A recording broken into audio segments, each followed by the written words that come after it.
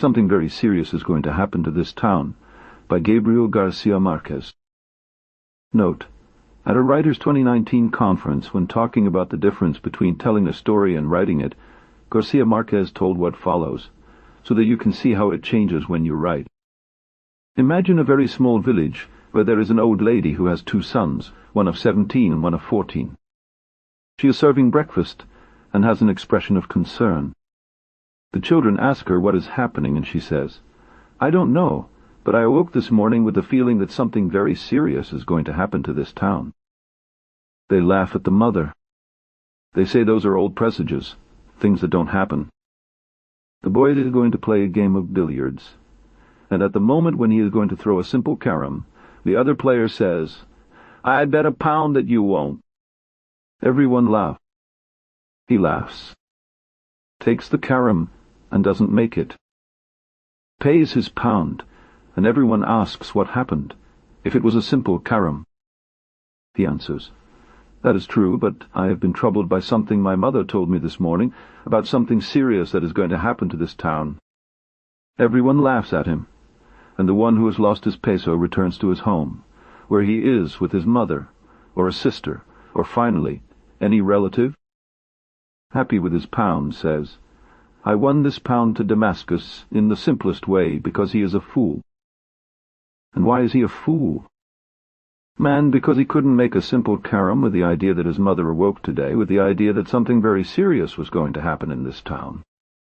Then his mother says to him, "Do not laugh at the presages of the old, for they sometimes come true." The sister hears it and goes to buy meat. She tells the butcher, "Give me a pound of meat," and at the moment when they are cutting it, she adds, "It's better to give me 2. Because they are saying that something serious is going to happen, and the best thing is to be prepared. The butcher is slicing his meat, and when another lady comes to buy a pound of meat, he says, "Have 2, because here people are saying that something very serious is going to happen, and they are preparing and buying things." The old lady then says, "I have several sons. Look, you'd better give me 4 pounds.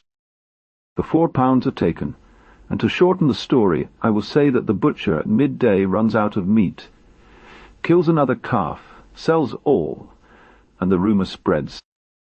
It comes to the point where everyone in the village is waiting for something to happen. The activities are stopped, and soon at 2 p.m. it is hot again as always. Someone says, 'Have you noticed how hot it is?' But the town has always been hot. A town where the musicians had instruments remade with brass and always played in the shadow, because if they played in the sun they would fall to pieces. But, says one, it has never been this hot. But at 2 in the afternoon is when there is more heat. Yes, but not as much heat as now. In the deserted village, in the deserted square, a sparrow falls soon, and the voice runs, 'There is a sparrow in the square,' and the whole town, astonished, comes to see the little bird. But Mr. Pitt, there have always been sparrows at that square. Yes, but never at this hour. It comes to a point of such tension for the people of the town that everyone is desperate to go, and they do not have the courage to do so. 'I am very manly,' snarls one. I'm going.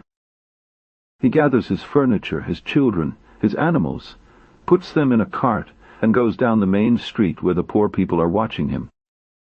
Until the moment when they say, 'If this one dares, we will go with him.' And they start literally dismantling the town. Things are carried, animals, everything. And one of the last to leave the town says, 'Let the devil not curse us for what remains of our house,' and then lets the fire out and others burn their houses too. They were in a tremendous and truly panicked state, like a war zone, and in the middle of them was the lady who had the presage, clamoring, 'I said something very serious was going to happen.' And they said I was crazy." The End 30 Inter-American Congress of Literature, Caracas, 1967.